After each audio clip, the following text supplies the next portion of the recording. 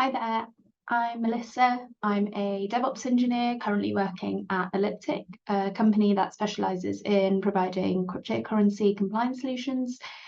And today I'm going to be talking to you about Kubernetes and DevSecOps, specifically how we can go about securing deployments at scale.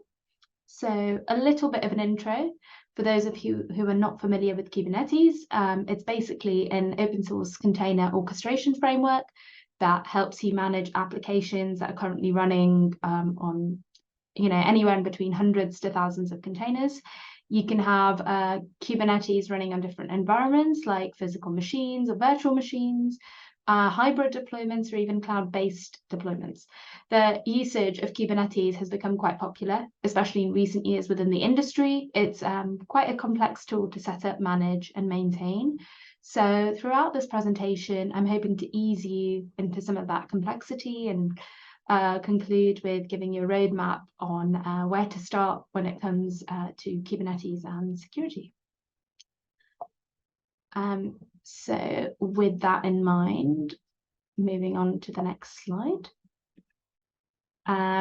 So in this presentation, I would initially like to go through some context touching on Kubernetes and DevSecOps, the shared responsibility model, quickly covering out best practices for Kubernetes security, how you can go about prioritizing security tasks before delving into infrastructure security, optimizing other core components of security, and talking about utilizing third-party tooling within your cluster.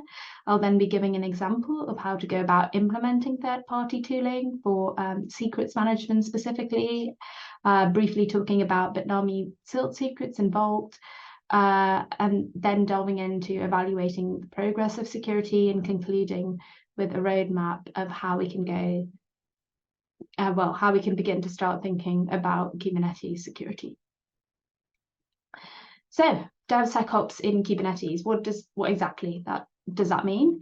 So Kubernetes has a lot of security controls present that aren't enabled or configured by default. On the one hand, this means that you're given the flexibility to configure what you want, but also as an administrator, you have to know what all these security controls are and configure what you need for your application to be set up in a secure manner. And that's not always easy to do. So in real life, when anyone sort of sets Kubernetes up for the first time, the priority for a lot of teams isn't necessarily security, but just getting products to work on a complex platform. So it's uncommon to do this at the very beginning. The more likely scenario is that at some point dedicated teams or team members start asking questions about how they're deploying the cluster. Is this the most secure way to do so?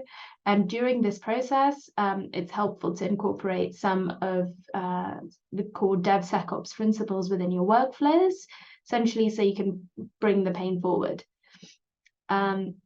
One of these principles is to shift left, which basically means trying to bring security into the development process as early as possible to minimize the risk of insecure workloads running in production. And another principle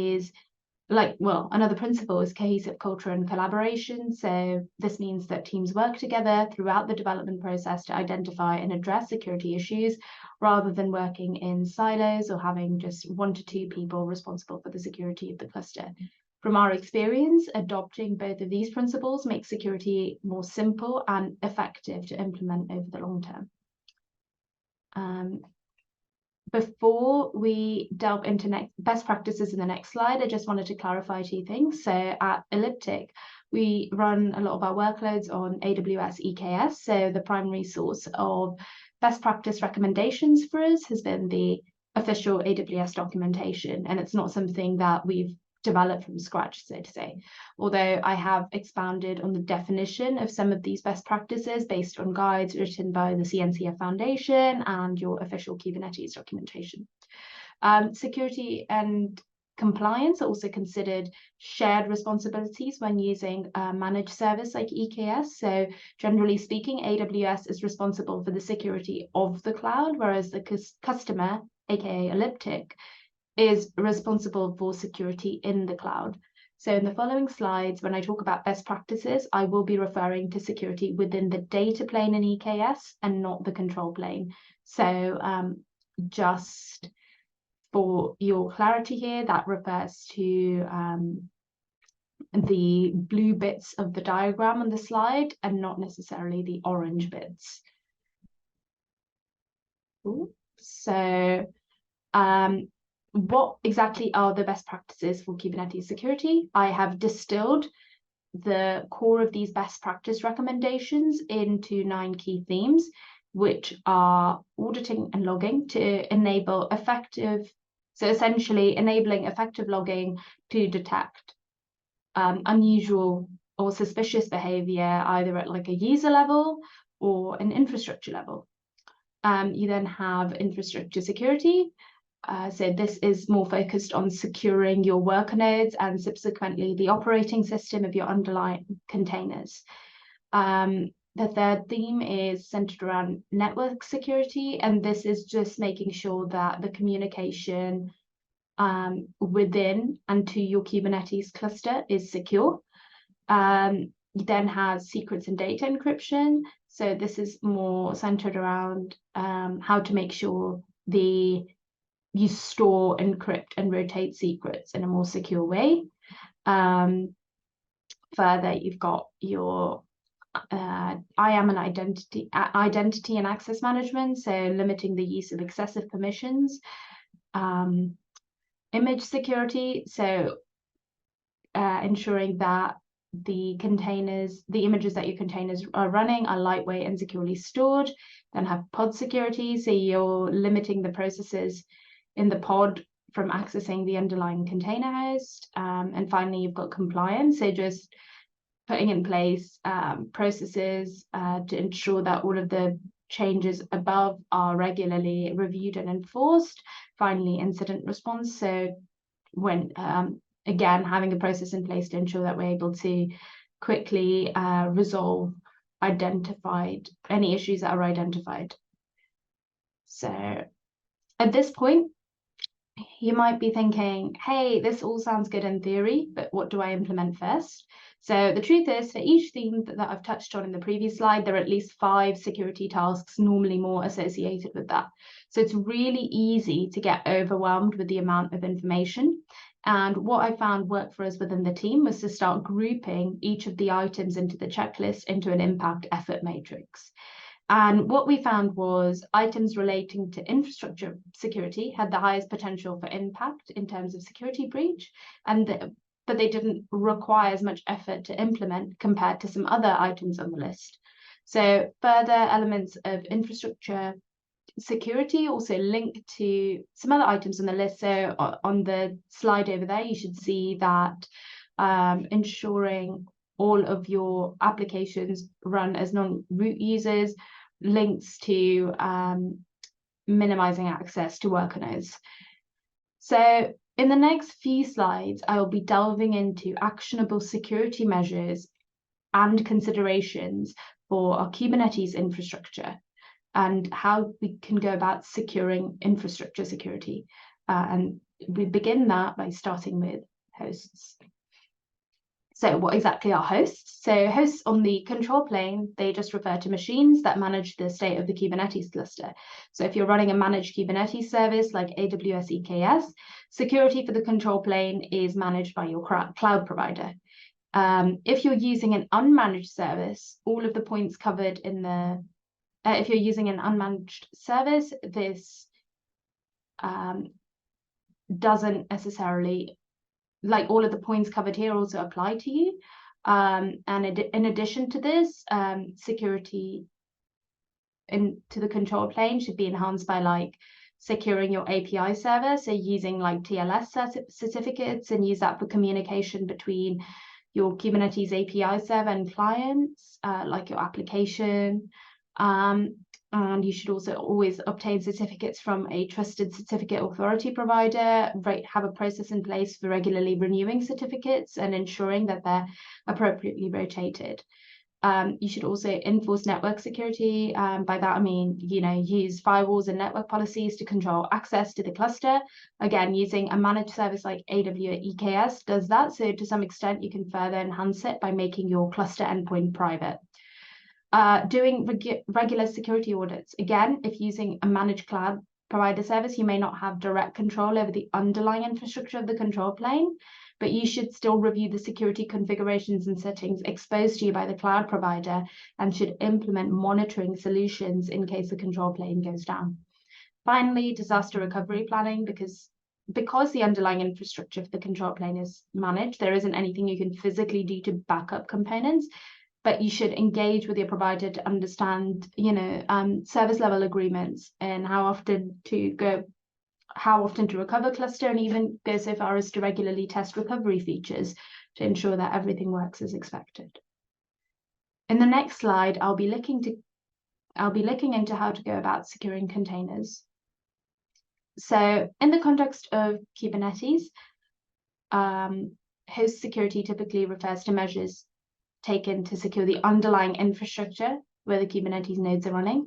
In the slide, we'll specifically be looking at how to secure hosts in the data plane. So hosts in the data plane just refers to physical or virtual machines that are running on your application workloads.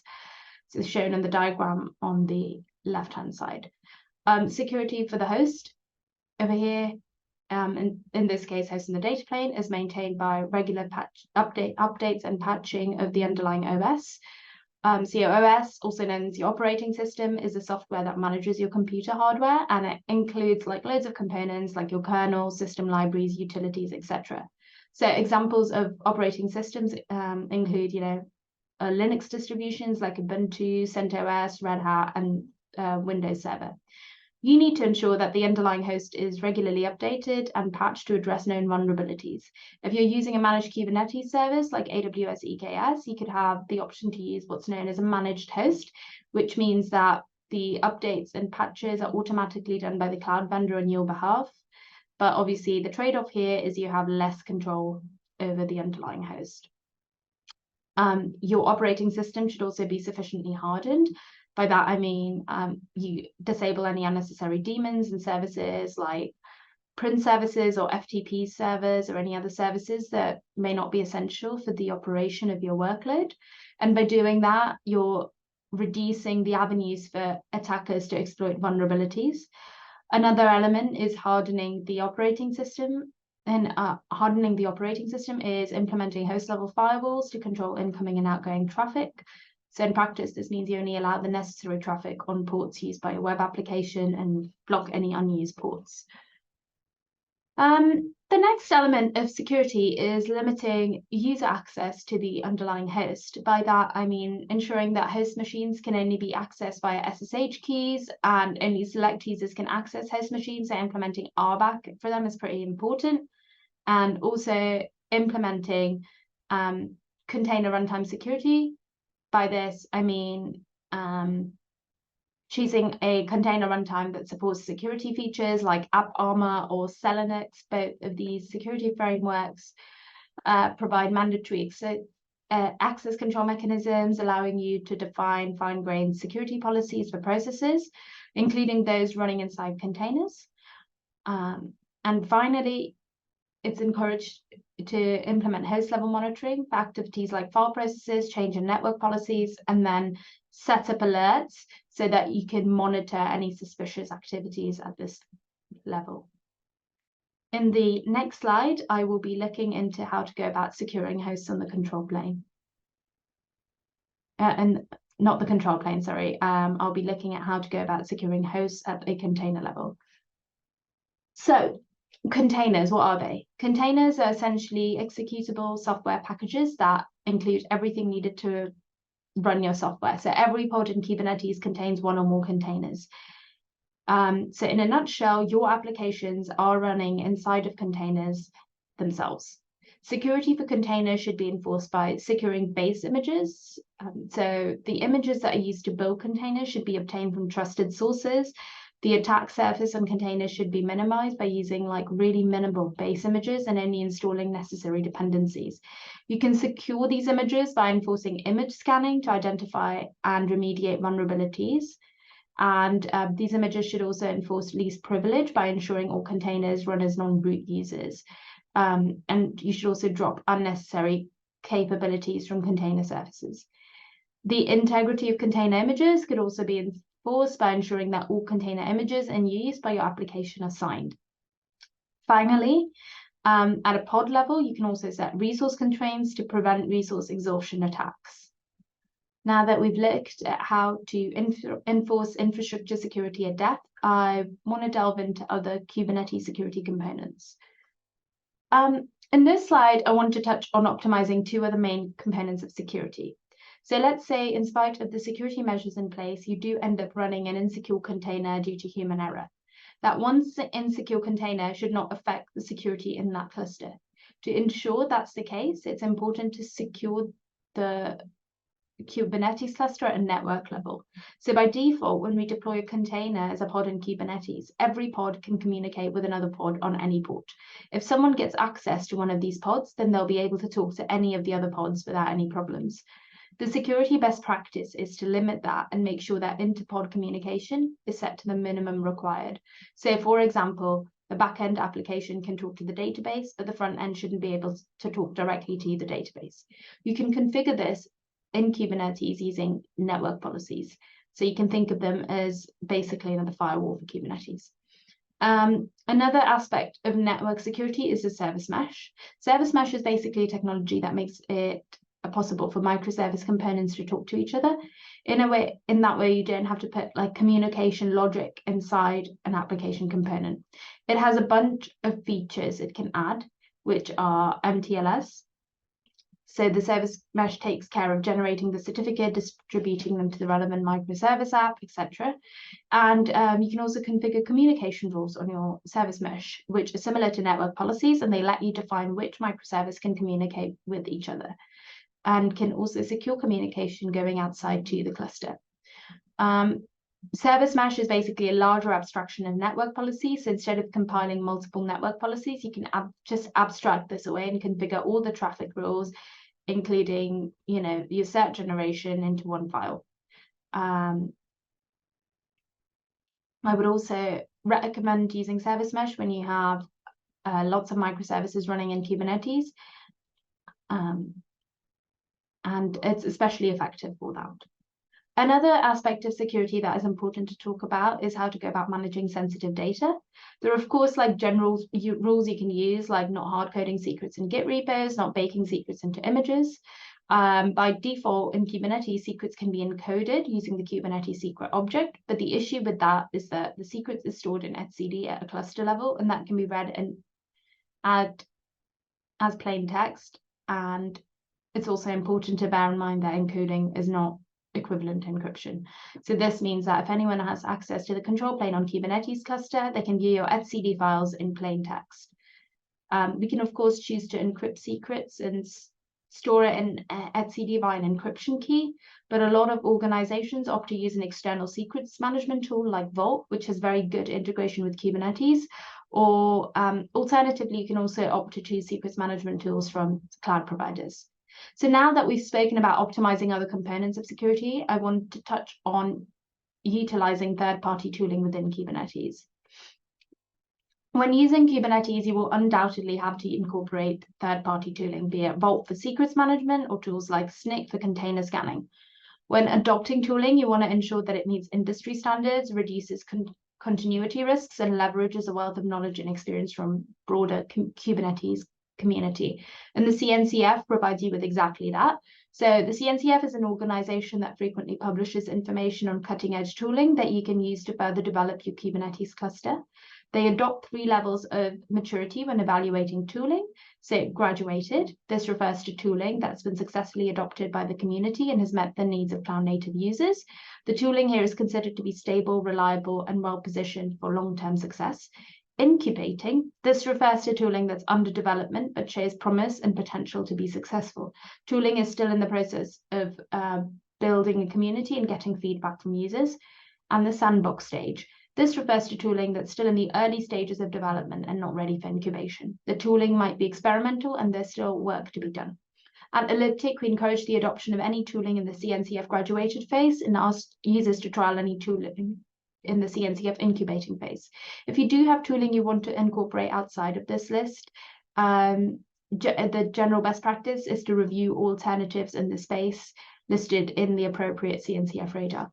An example of when we have used third-party tooling at Elliptic is for the management of our secrets. So historically, we've been using Bitnami Seal Secrets Controller for the encryption of secrets at Elliptic. As shown in the diagram on the slide, the Seal Secrets implementation consists of two components: a controller that runs in the cluster and implements a new Sealed Secrets Kubernetes API object via a third-party resource mechanism, the kubeseal command line tool that encrypts a regular Kubernetes secret object. Once decrypted by the controller, the enclosed secret can be used exactly like a regular Kubernetes secret. If the sealed secret object is deleted, the controller will garbage collect the generated secret.